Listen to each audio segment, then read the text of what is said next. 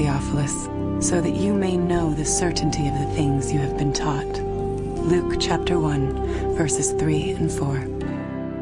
You have to understand that people in the first century valued eyewitness testimony. And this is why, from the 2nd century on, it was important to the early church fathers that the people who were alleged to have written the Gospels actually wrote them, and that they were eyewitnesses of the things they wrote. We have actually very early attestation of the authorship of the Gospels. The early church father Papias, for example, as recorded by the church historian Eusebius, identifies Mark's gospel as essentially the eyewitness account of Peter. Well, Papias was a disciple of the Apostle John, so we are only one generation removed from Jesus himself. That's a pretty close testimony, and strongly suggesting that, in fact, the Gospels are based on eyewitness accounts. Now, of course, it's not what you would have seen if you had a video camera there, because, after all, if you put a video camera on a street corner, even in Washington, you'd get politicians coming to and fro. You wouldn't actually have a story that would make sense. You'd have a string of random, unsorted events. That doesn't mean that none of it happened, that it's all made up. It's just to acknowledge what is blindingly obvious, that it has been edited and no doubt shaped by the needs of the community, because people tell the sort of stories that they want to tell, because this matters to us urgently here and now. Most historians date Jesus' birth between the years 7 and 4 BC, and his death no later than AD 33. Jesus' public ministry began with the choosing of his disciples and lasted approximately 3 years, culminating in the Passion Week and his trial and death. Scholars generally agree that the Gospel of Mark was written first, sometime between the years 60 and 75 in the 1st century. Matthew and Luke were probably authored shortly after, followed by the Gospel of John. The New Testament Gospels are by far our earliest and most reliable records of Jesus of Nazareth. All of the New Testament Gospels were written in the 1st century. Not only are they remarkably close to the events themselves, but in fact eyewitnesses are still around. If they were passing on untruths, if they were not passing on reliable history, then we would expect eyewitnesses to say, wait a minute, this isn't what happened. But eyewitnesses are around. Eyewitnesses could confirm what they said. All of the gospel writers either were eyewitnesses or interviewed eyewitnesses to gain the information that they gained about Jesus Christ.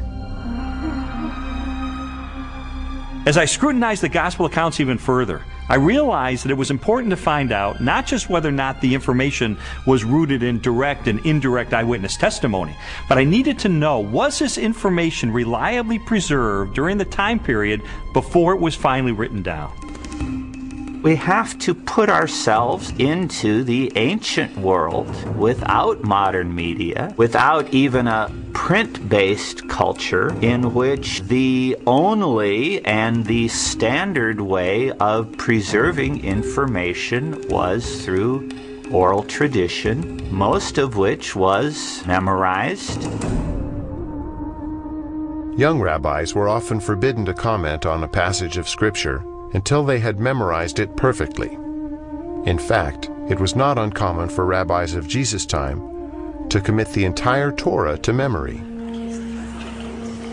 I've sometimes heard people say, look, I've been in a situation where I whisper something to someone, they whisper it to someone else, and it goes through 10 or 11 people, and by the time the last person tells what was said, it's totally different from what I told the first person. And we can't trust the Gospels for the same reason, because it was transmitted over a long period of time. That illustration is really a bad analogy, and you have to understand that the first century apostles who passed on information about Jesus were deeply concerned to get this information correct, because they saw it as sacred holy tradition. It wasn't about what Joe was eating for dinner last Wednesday night. In our day of instant media and everything has to be on film or tape recorded, we are more skeptical of oral tradition, but we don't really understand the nature of oral tradition. Oral tradition is a community event. A story is passed down by individuals within that community. Well, if they get it wrong, you've got an entire community that's going to correct them. So it is self-correcting all the way. These stories were passed on reliably because they were passed on by the community of disciples. In fact, we now have scholarly studies that have been done of oral cultures, and we know that through several generations, oral tradition can be preserved and passed on without changing a thing. Even though I became convinced that ancient cultures could pass along oral tradition reliably over time, I still had an obvious objection to the New Testament, and that was, isn't it really filled with contradictions? One of the issues people often raise is the question of apparent contradictions between the Synoptic Gospels, where there's a parallel story. For example, Matthew tells the story of 2 blind men being healed, whereas in Mark's account there's only 1 blind man. How can we get this contradiction? The vast majority of these apparent contradictions, however, are quite easily resolved. Mark describes only one of the 2 blind men, the one who is most prominent, obviously, or perhaps even the one who became a disciple of Jesus and became prominent in the later church. So most of these apparent contradictions are quite easily resolved. Had every single account given us exactly the same detail, we might have accused them of some form of collusion, of having gotten together and carefully planned out how they were always going to tell the story with the exact number of details, but then one doesn't have independent testimony at all. It's natural when you have multiple eyewitnesses to the same event. You're going to get different perspectives, and that's okay. You want that. What you're looking for is a core to the testimony that's the same, that's consistent, even though there may be some variation in the incidental details. If you're in a court of law and you have multiple witnesses come in and testify to the exact same thing, the first objection that's brought up is to say collusion. They got together. They orchestrated their testimony, and their credibility is shot.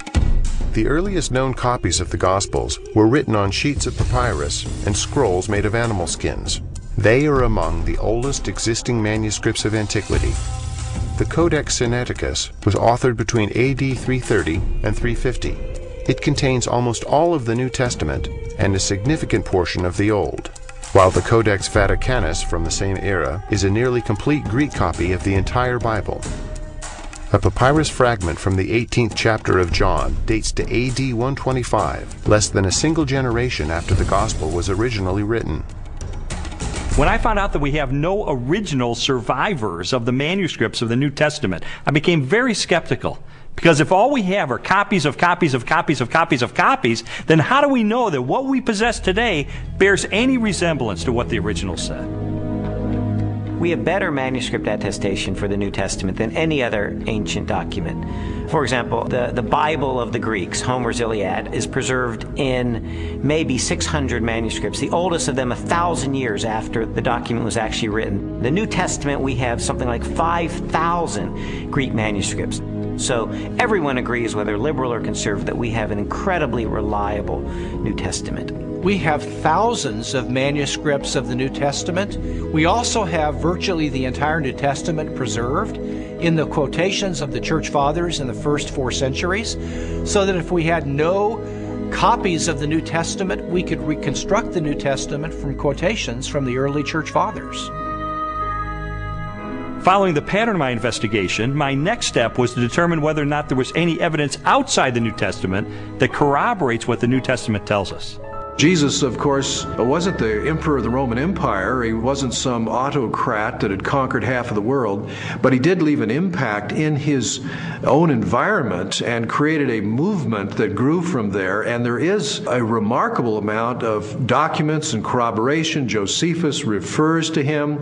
The Roman historian Tacitus refers to him. Suetonius, the political writer, refers to him. Critics refer to him. And so it's like a stone thrown into a pond. The ripples go out and everywhere are felt. It's a very impressive record taken as a whole. In AD 93, the Jewish historian Josephus published his work, Antiquities of the Jews. Scholars generally agree that the following text accurately records Josephus' record of Jesus.